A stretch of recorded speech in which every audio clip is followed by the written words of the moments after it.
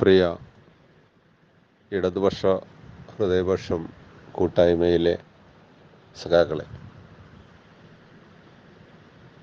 നമുക്ക് ഏറ്റവും പ്രിയപ്പെട്ട സഖാവ് കെ നായനാരുടെ അനുസ്മരണ ദിനമായ ഇന്ന് അദ്ദേഹത്തെ പറ്റി അനുസ്മരിക്കുന്നതിന് വേണ്ടി എന്നെ ക്ഷണിക്കുകയും എന്നെ ശ്രവിക്കാൻ തയ്യാറായി നിൽക്കുകയും ചെയ്തിട്ടുള്ള ഇടതുപക്ഷ ഹൃദയപക്ഷ കൂട്ടായ്മയിലെ എല്ലാ സഖാക്കളെയും ഹൃദയത്തിൻ്റെ ഭാഷയിൽ അഭിവാദ്യം ചെയ്യുകയാണ്.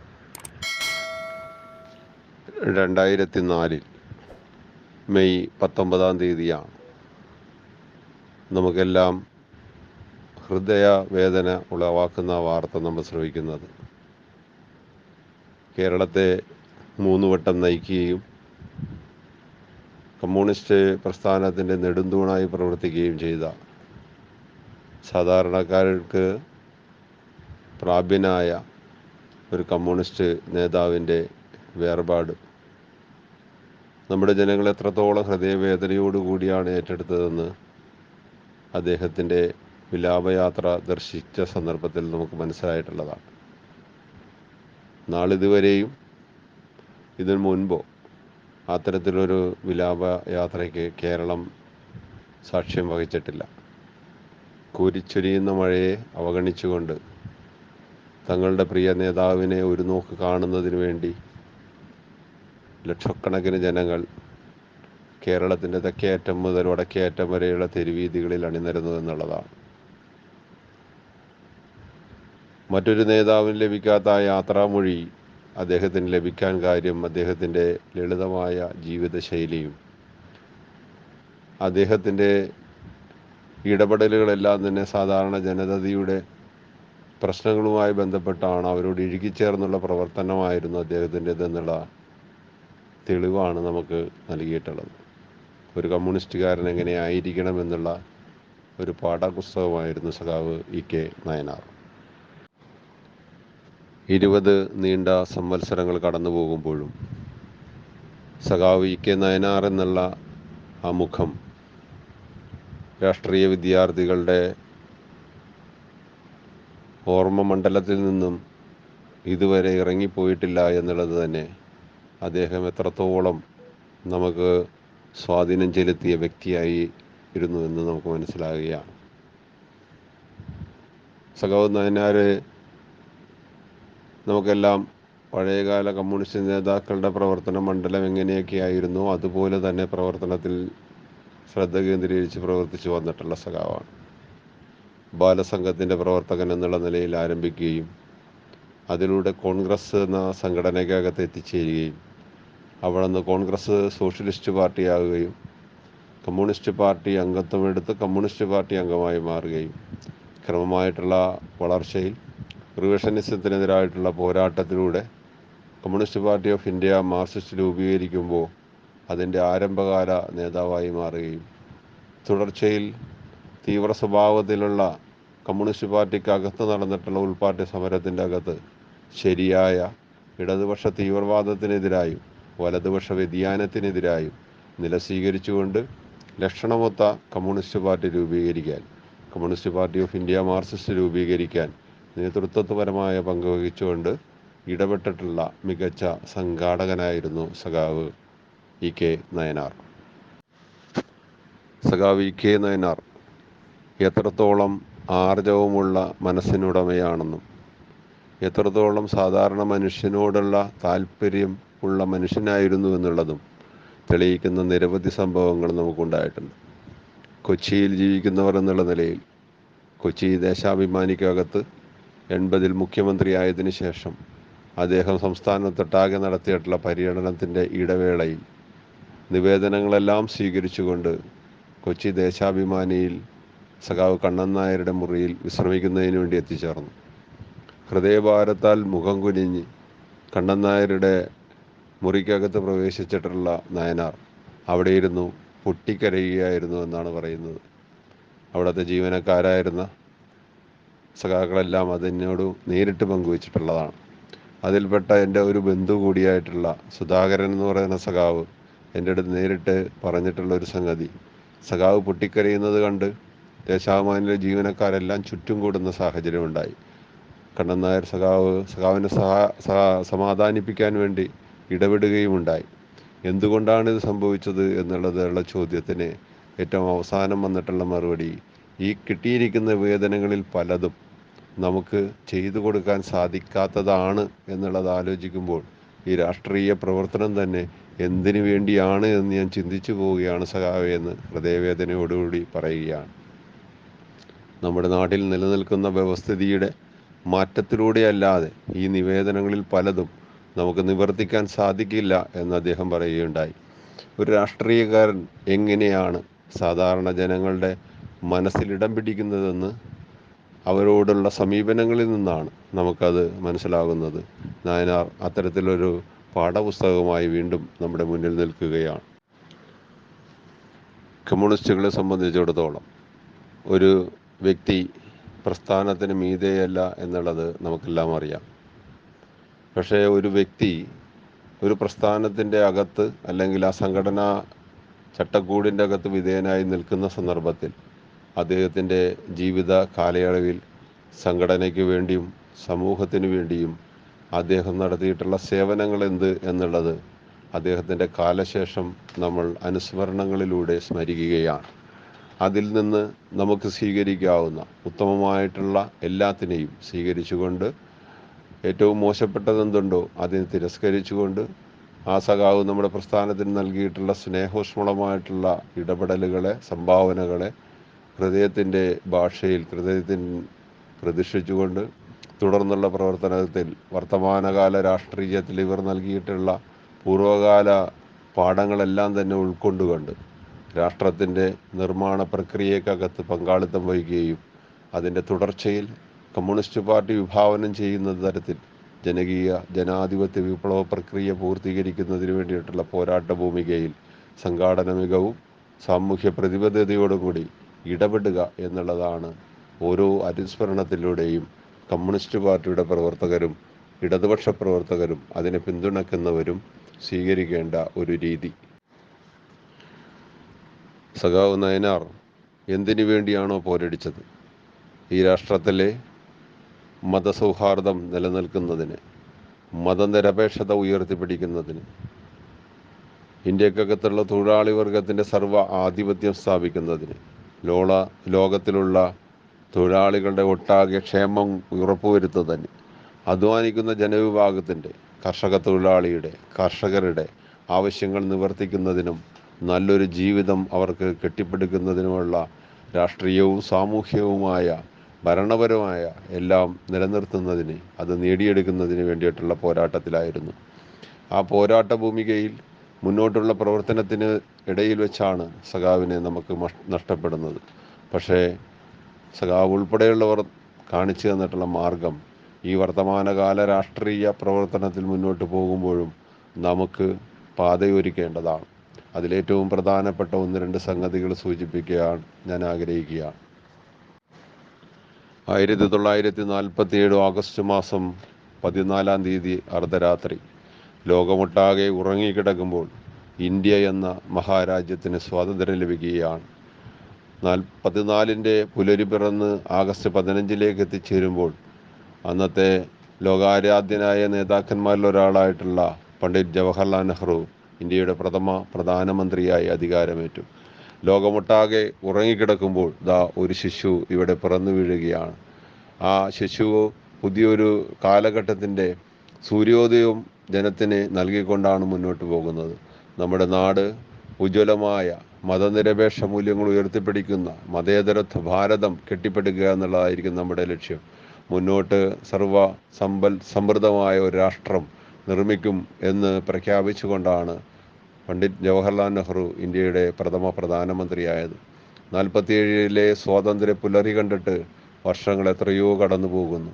പതിറ്റാണ്ടുകൾ പിന്നിടുമ്പോഴും നെഹ്റു ഉൾപ്പെടെയുള്ളവർ മുന്നോട്ട് നൽകിയിട്ടുള്ള വാഗ്ദാനങ്ങൾ, പല പല ഭരണ സംവിധാനങ്ങൾ ഇന്ത്യക്കകത്ത് ഉരുത്തിരിഞ്ഞു വന്നിട്ടും നമുക്കിപ്പോഴും പൂർത്തീകരിക്കാൻ സാധിച്ചിട്ടില്ല എന്നുള്ളതാണ്. ഇന്ന് ലോകത്തിലൊട്ടാകെയുള്ള ദാരിദ്ര്യത്തിൻ്റെ കണക്കെടുക്കുമ്പോൾ ഏറ്റവും അവസാനത്ത് നിന്ന് 4-5 രാജ്യങ്ങളുടെ മുകളിൽ മാത്രം നിൽക്കുന്ന, 100-ലധികം രാഷ്ട്രങ്ങളുടെ പിന്നിൽ നിൽക്കുന്ന ഒരു രാഷ്ട്രമായി ഇന്ത്യ മാറിയിട്ടുണ്ടെങ്കിൽ ഇന്നത്തെ ഈ വ്യവസ്ഥിതിയുടെയും ഇന്ത്യ കൊണ്ടിരുന്ന പല ഘട്ടങ്ങളിലും ഭരിച്ചിരുന്ന ഭരണാധികാരികളുടെ ദുഷ്ചെയ്തികളുടെ ഫലവുമാണെന്ന് നാം തിരിച്ചറിയേണ്ടിയിരിക്കുന്നു. ഇന്ത്യ ഏറ്റവും പ്രതിസന്ധി നിറഞ്ഞ ഒരു കാലഘട്ടത്തിലൂടെയാണ് ഇപ്പോൾ കടന്നു പോകുന്നത്. ഇടതുപക്ഷം ഹൃദയപക്ഷം എന്നുള്ള സംഘടനയ്ക്കകത്ത് അംഗങ്ങളായിട്ടുള്ള എല്ലാ കൂട്ടാളികൾക്കും അത് വ്യക്തമായിട്ടറിയാം. ഇടതുപക്ഷം ഹൃദയപക്ഷം എന്നുള്ള ഈ സംഘടന രൂപീകരിച്ച് പ്രവർത്തനം നടത്തുന്നത് തന്നെ ഞാനും നിങ്ങളും ഉൾപ്പെടുന്ന നമ്മുടെ സ്വപ്നങ്ങൾ പൂവണിയുന്നതിന് വേണ്ടിയിട്ടുള്ള പോരാട്ടത്തിന് വേണ്ടി ഒരു പാത വെട്ടിത്തുറക്കുന്നതിനാണ്. അതിൻ്റെ പ്രചാരണ പ്രവർത്തനങ്ങൾ ഏറ്റെടുത്ത് നടപ്പാക്കുന്നതിനാണ്. പ്രതിരോധ പ്രവർത്തനങ്ങൾ സംഘടിപ്പിക്കുന്നതിനാണ്. അപ്പോൾ അത്തരത്തിലുള്ള പ്രവർത്തനങ്ങൾ ഏറ്റെടുക്കുമ്പോൾ ഞാൻ പറയാതെ തന്നെ നിങ്ങൾക്കറിയാം, ഇന്ത്യ കടുത്ത ഒരു പ്രതിസന്ധിയിലൂടെ കടന്നു പോകുന്നു. എല്ലാ തരത്തിലും ഇന്ത്യയെ പ്രതിസന്ധി ബാധിക്കുകയാണ്. എല്ലാ തുറകളിലും എന്ന് പറഞ്ഞാൽ സാമൂഹ്യമായി, രാഷ്ട്രീയമായി, മതപരമായി, വംശീയമായി, പ്രാദേശികമായി, ഭാഷാപരമായി, ലിംഗ വ്യത്യാസമില്ലാതെ എല്ലാ ലിംഗത്തിലുള്ള വിഭാഗത്തിനും ബാധിക്കുന്ന തരത്തിൽ, കുട്ടികൾക്ക്, അങ്ങനെ വേണ്ട എല്ലാ തുറകൾക്കകത്തും കടുത്ത പ്രതിസന്ധി നേരിടുകയാണ്. യാതൊരുവിധ ലക്ഷ്യബോധവുമില്ലാതെ, മറ്റൊരു തരത്തിൽ പറഞ്ഞാൽ വ്യക്തമായ മുതലാളിത്ത താല്പര്യ സംരക്ഷണത്തിൽ മാത്രം ഊന്നിക്കൊണ്ടുള്ള ഒരു ഭരണമാണ് ഇന്ത്യയിൽ നടക്കുന്നത്. അതുകൊണ്ട് തന്നെ ഈ ഭരണം ഒരു ദിവസം മുൻപെങ്കിലും അവസാനിപ്പിക്കാൻ സാധ്യമായാൽ അത്ര തന്നെ നമ്മുടെ രാഷ്ട്രത്തിന് നേട്ടമാണ്, ലോകത്തിനും അത് നേട്ടമാണ്. ലോകത്തിന് ഭീഷണമായ നിലയിലേക്ക് ഒരു ഫാസിസ്റ്റ് സ്വഭാവത്തിലുള്ള ഒരു രാജ്യം വളർന്നു വരുന്നത് തന്നെ ഏറ്റവും ഭീഷണമായ അവസ്ഥ ലോകത്തിന് സംഭാവന ചെയ്യുമെന്നുള്ള കാര്യത്തിൽ തർക്കമില്ല.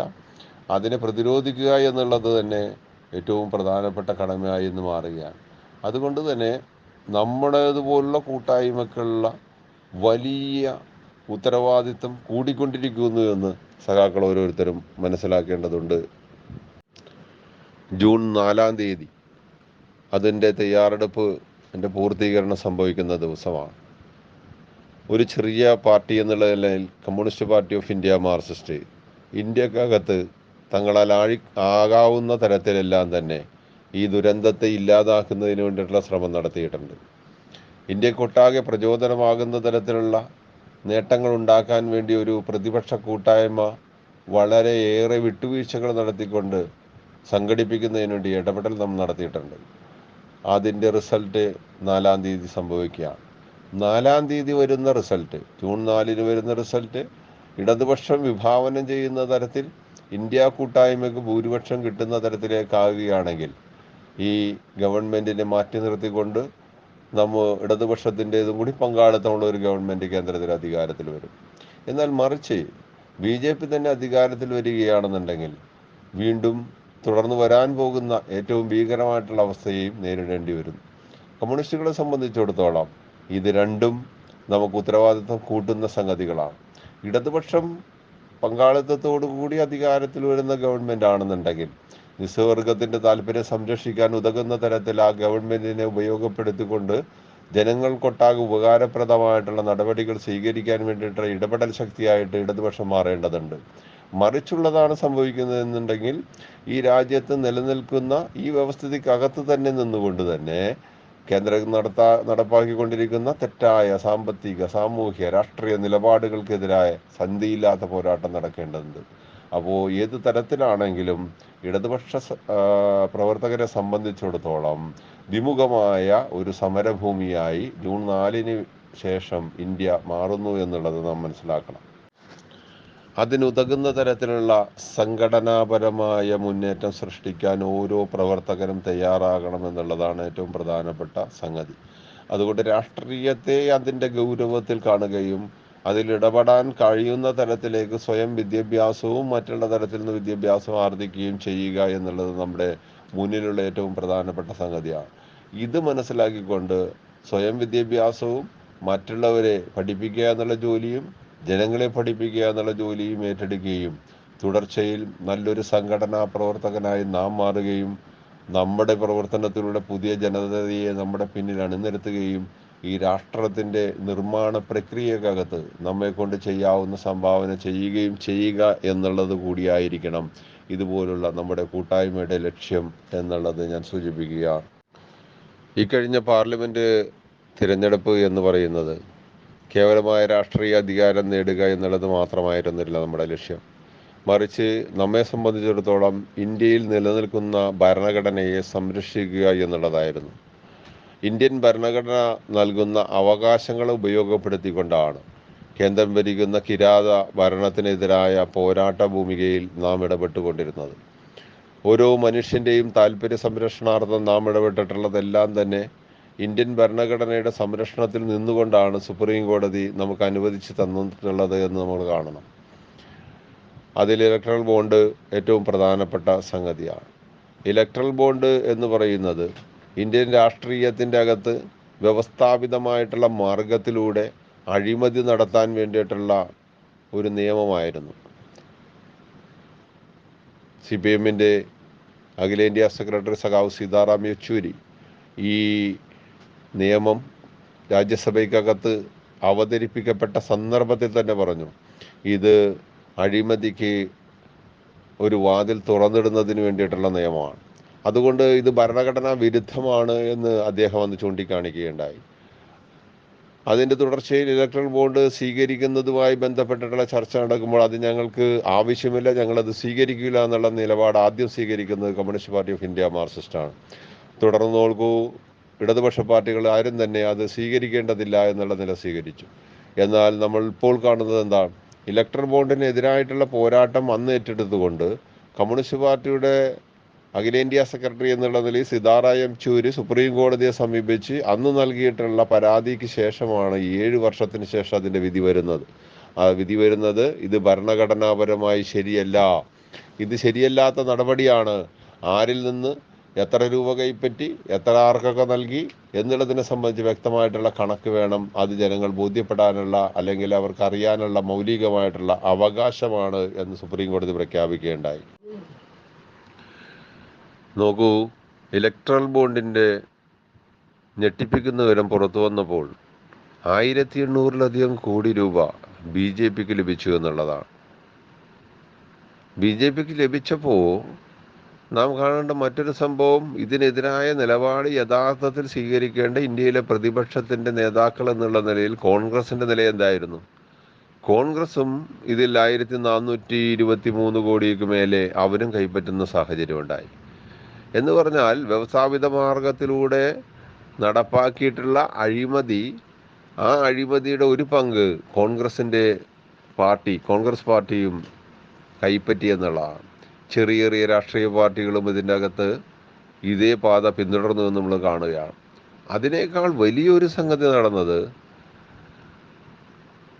ഇന്ത്യയിലെ കോൺഗ്രസ് പാർട്ടിയുടെ സമുന്നത നേതാവ് പ്രിയങ്ക ഗാന്ധിയുടെ ഭർത്താവായ റോബർട്ട് വാദ്ര എന്ന് പറയുന്ന മനുഷ്യൻ, അദ്ദേഹത്തിൻ്റെ റിയൽ എസ്റ്റേറ്റ് ബിസിനസ്സായ DLF കമ്പനിക്കകത്ത് നടന്നിട്ടുള്ള റെയ്ഡ്, അതിൻ്റെ തുടർച്ചയിൽ 170 കോടി രൂപ BJPക്ക് ഇലക്ട്രൽ ബോണ്ട് വഴി നൽകി എന്ന് പറയുമ്പോൾ, ഒരു രാഷ്ട്രീയ പാർട്ടിയുടെ കുടുംബം മറ്റൊരു രാഷ്ട്രീയ പാർട്ടിക്ക് കൈക്കൂലി നൽകുന്ന സാഹചര്യവും ഇന്ത്യയിൽ നടാടെ സംഭവിക്കുന്നത് നമ്മൾ കാണുകയാണ്.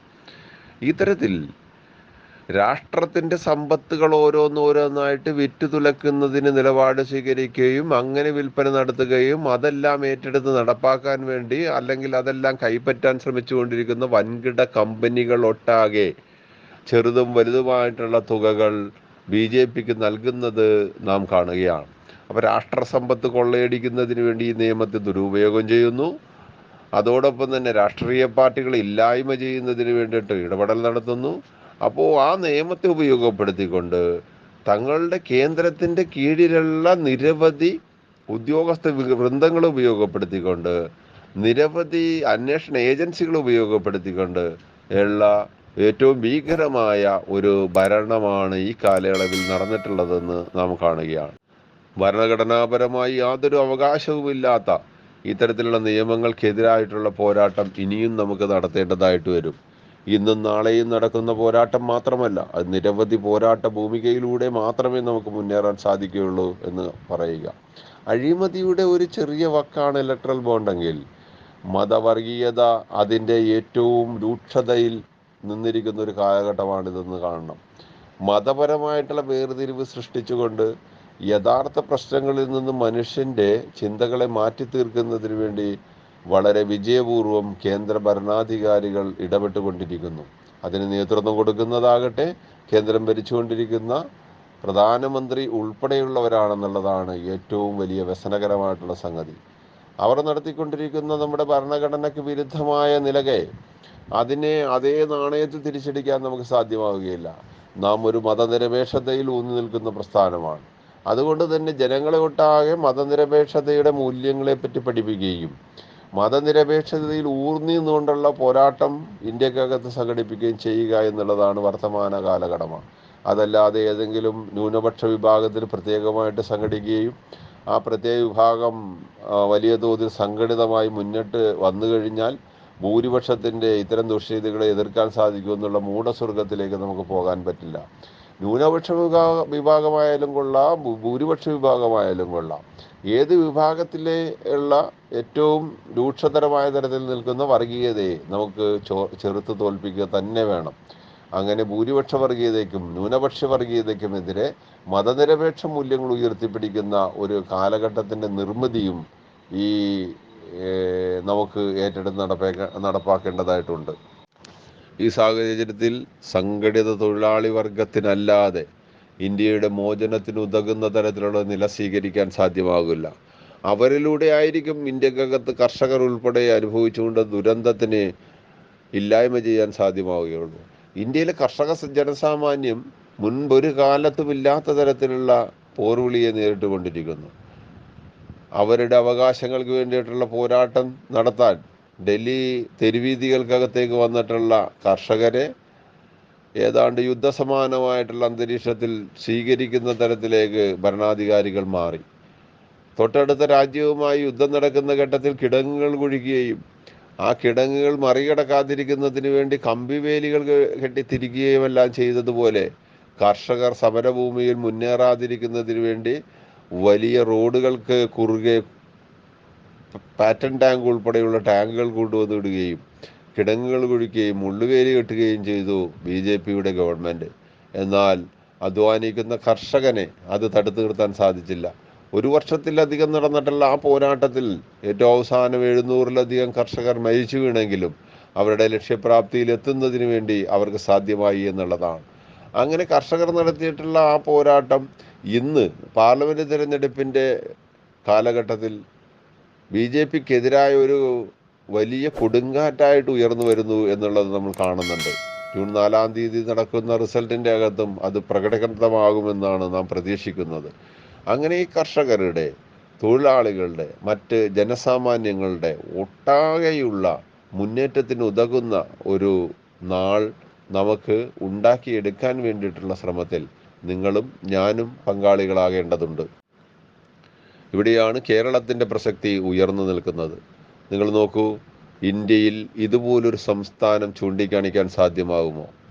ഇന്ത്യക്കകത്ത് ഇത്രയേറെ മതനിരപേക്ഷ മൂല്യങ്ങൾ ഉയർത്തിപ്പിടിക്കുന്ന ഒരു സംസ്ഥാനം ഇല്ല എന്ന് തന്നെ പറയാം. നാം ഉയർത്തിപ്പിടിക്കുന്ന ഈ മതേതരത്വ മൂല്യം ഇന്ത്യയിലൊട്ടാകെ ചർച്ച ചെയ്യപ്പെട്ടുകൊണ്ടിരിക്കുകയാണ്. നമ്മുടെ വികസനത്തിൻ്റെ പുത്തൻ പാന്താവ് വെട്ടിത്തുറന്നുള്ള മുന്നേറ്റം ഇന്ത്യയിലെ വിവിധ സംസ്ഥാനങ്ങൾക്ക് മാതൃകയായി മാറുകയാണ്. കടുത്ത സാമ്പത്തിക പ്രതിസന്ധി അടിച്ചേൽപ്പിക്കുന്നതിന് കേന്ദ്ര ഗവൺമെൻറ് നില സ്വീകരിക്കുമ്പോൾ അതിനെതിരെ അതിശക്തമായ പോരാട്ടം നടത്തുകയും ഭരണഘടന നൽകുന്ന അവകാശങ്ങൾ ഉപയോഗപ്പെടുത്തിക്കൊണ്ട് അതിനെ വെച്ച് മറുപടി പറയുകയുമാണ് നാം ചെയ്തത്. നാം കേന്ദ്രത്തിൻ്റെ ഭരണാധികാരികളുടെ ദുഷ്ചെയ്തികൾക്കെതിരായിട്ട് നടത്തിയ പോരാട്ടത്തിൽ ഒന്നായിരുന്നു സുപ്രീം കോടതി ഇടപെട്ട് നൽകിയിട്ടുള്ള നമുക്ക് അനുകൂലമായിട്ടുള്ള വിധി എന്ന് പറയുന്നത്. സാമ്പത്തിക രംഗത്തുള്ള ക്രൈസിസ് മനഃപൂർവ്വം സൃഷ്ടിക്കുകയും അതിലൂടെ ജനങ്ങളെ ഈ ഗവൺമെൻറ് എതിരാക്കാൻ വേണ്ടിയുള്ള ശ്രമം നടത്തുകയും ചെയ്തപ്പോൾ ഇന്ത്യൻ ഭരണഘടന ഒരു താങ്ങായി ഉപയോഗപ്പെടുത്തിക്കൊണ്ട് നാം സുപ്രീം കോടതിയെ സമീപിക്കുകയും അതിനെ മറികടക്കുകയും ചെയ്തു. പൂർണ്ണമായ തോതിൽ നമുക്ക് ലഭിക്കേണ്ടതായിട്ടുള്ള ആനുകൂല്യങ്ങൾ ലഭിച്ചിട്ടില്ല എങ്കിൽ പോലും താൽക്കാലികമായിട്ടെങ്കിലും നമുക്ക് പിടിച്ചു നിൽക്കാവുന്ന ഒരു സാഹചര്യം ഉരുത്തിരിയാൻ ഇടയാക്കി. അതുമാത്രമല്ല, നാം മുന്നോട്ട് പോകുന്ന സന്ദർഭത്തിൽ നമുക്ക് ഏറ്റവും വലിയ ഒരു മാതൃകയായി മാറാൻ സാധിക്കുന്നു എന്നുള്ളത് ചെറിയ കാര്യമല്ല. പിണറായിയുടെ നേതൃത്വത്തിൽ വന്ന 2 ഗവൺമെൻറ്റുകൾ ആരംഭഘട്ടത്തിൽ 2 വലിയ പ്രതിസന്ധികൾ നമ്മൾ നേരിട്ടു.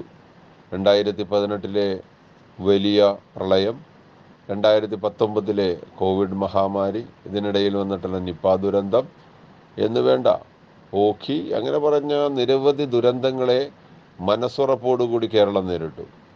ഇടതുപക്ഷ ജനാധിപത്യ പ്രസ്ഥാനത്തിൻ്റെ ഭരണ സംവിധാനങ്ങളൊട്ടാകെ അലകും പിടിയും മാറി മറിഞ്ഞുകൊണ്ട് നമ്മുടെ നാട്ടിലൊട്ടാകെ ഇടപെട്ടുകൊണ്ട് ഒരു മാതൃകയായി മാറി.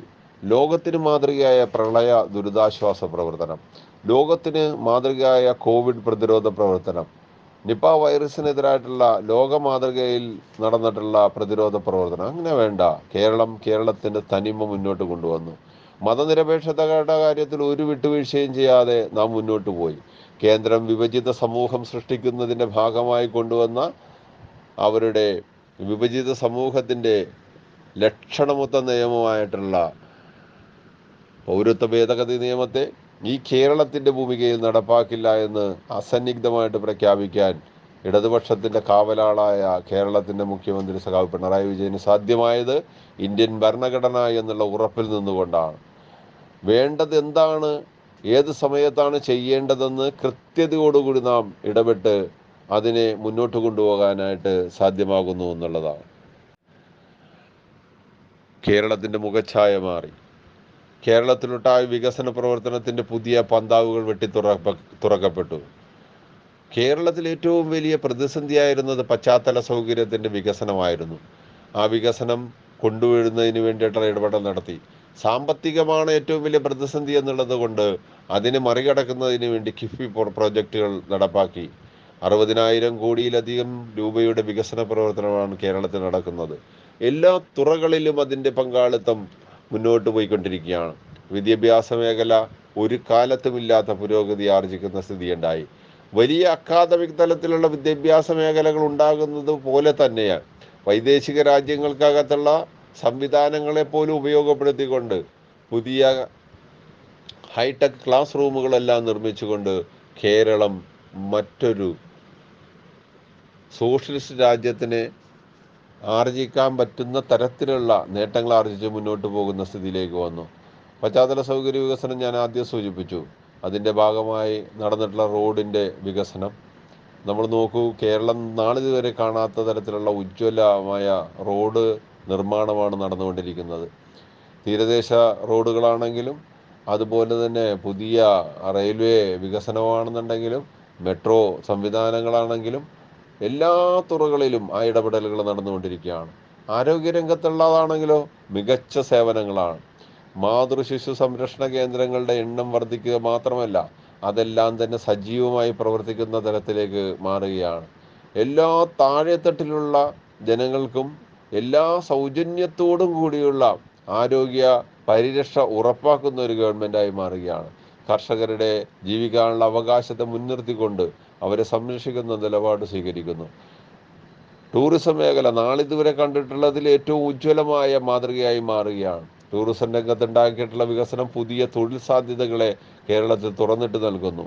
ഇന്ത്യ കണ്ടിട്ടുള്ളതിൽ വെച്ച് ഏറ്റവും ഉജ്ജ്വലമായ ഒരു ഭൂമികയാണ് കേരളം എന്നുള്ള കാര്യത്തിൽ തർക്കമില്ല. ആ തർക്കമില്ലാത്ത കേരളത്തിൽ അവരുടെ ടൂറിസത്തിൻ്റെ സാധ്യതയെ ഉപയോഗപ്പെടുത്താൻ നമ്മുടെ ഈ ഗവൺമെൻറ് നടത്തുന്ന ഇടപെടൽ, വ്യാവസായിക അന്തരീക്ഷം വളരെ സൗഹാർദ്ദപരമായി മാറി. കൂടുതൽ വ്യവസായ സ്ഥാപനങ്ങൾ കേരളത്തിൽ വരുന്ന സാഹചര്യം ഉരുത്തിരിഞ്ഞു വരികയാണ്. അങ്ങനെ എല്ലാം കൊണ്ടും മാതൃകയായ ഒരു സംസ്ഥാനമായി കേരളം മാറി എന്നുള്ളതാണ്. ഇതാണ് ഇടതുപക്ഷ ബദൽ എന്ന് പറയുന്നത്. ഈ ഇടതുപക്ഷ ബദലാണ് ഇന്ത്യക്ക് അനുകരണീയമായിട്ടുള്ള മാർഗം. ഇന്ത്യയിലെ വിവിധ സംസ്ഥാനങ്ങളുടെ വിവിധ സ്വഭാവത്തിന് അനുസൃതമായിട്ടുള്ള തരത്തിൽ വികാസ പ്രക്രിയക്കകത്ത് കമ്മ്യൂണിസ്റ്റുകൾ മുന്നോട്ട് വെക്കുന്ന ഈ വികസന പ്രക്രിയ നടപ്പാക്കുക എന്നുള്ളതാണ് വരാൻ പോകുന്ന കാലഘട്ടത്തിൽ നാം ഇടപെട്ട് നടപ്പാക്കേണ്ട ഏറ്റവും പ്രധാനപ്പെട്ട സംഗതി. അതിലേക്ക് എത്തണമെന്നുണ്ടെങ്കിലോ കേന്ദ്രം ഭരിക്കുന്ന ഭരണത്തിൽ പങ്കാളിത്തമോ കേന്ദ്ര ഭരണാധികാരികളെ നിയന്ത്രിക്കാനുള്ള അവകാശമോ ഉള്ള ഒരു പ്രസ്ഥാനമായി നമുക്ക് വളരേണ്ടതായിട്ടുണ്ട്. എണ്ണത്തിലെ വർധനവ് മാത്രമല്ല, ഗുണത്തിലെ വർധനവ് ഉണ്ടാക്കുന്നത് എങ്ങനെയെന്നുള്ളതാണ്. ഒരാശയ നിർമ്മാണം എന്ന് പറയുന്നത് ചെറുതല്ലാത്തൊരു സംഗതിയാണ്. ഒരാശയം നിർമ്മിക്കുക എന്നുള്ളത് അതിനെ ഇംപ്ലിമെൻ്റ് ചെയ്യുക എന്നുള്ളത് ചെറുതല്ലാത്ത സംഗതി തന്നെയാണ്. ഇടതുപക്ഷത്തിൻ്റെ ആശയങ്ങൾ വിവിധ സംസ്ഥാനങ്ങളിൽ ഭരണാധികാരികൾ കടമെടുത്ത് മുന്നേറുന്നു. ഉദാഹരണം, നമ്മുടെ തമിഴ്നാട് സർക്കാർ, DMKയുടെ നേതൃത്വത്തിലുള്ള തമിഴ്നാട് ഗവൺമെൻറ്, സ്റ്റാലിൻ അത്തരത്തിൽ ഒരു ഇടതുപക്ഷ സംസ്കാരത്തെ ഉൾക്കൊണ്ട് മുന്നേറാൻ വേണ്ടി ശ്രമിക്കുകയാണ്. ബൂർഷ്വാ പാർട്ടികളൊട്ടാകെ കേരളത്തിൽ എങ്ങനെയാണ് ഇത് സാധ്യമാകുന്നത് എന്നുള്ളതിനെക്കുറിച്ച് പഠിക്കുകയാണ്. അവിടെ ഒരു വ്യത്യാസത്തിന് അവകാശമില്ലാതെ നമുക്ക് അടിവരയിട്ട് പറയാവുന്ന ഒന്നാണ്, അത് മാർക്സിസത്തിൽ അധിഷ്ഠിതമായിട്ടുള്ള മുന്നേറ്റമാണെന്നുള്ളത്. പൂർണ്ണമായും മാർക്സിസമോ സോഷ്യലിസമോ കേരളത്തിൽ നടപ്പാക്കാൻ ഇന്ത്യയിലെ വ്യവസ്ഥിതി സമ്മതിക്കില്ല എന്നുള്ള കാര്യത്തിൽ യാതൊരു തർക്കവുമില്ല.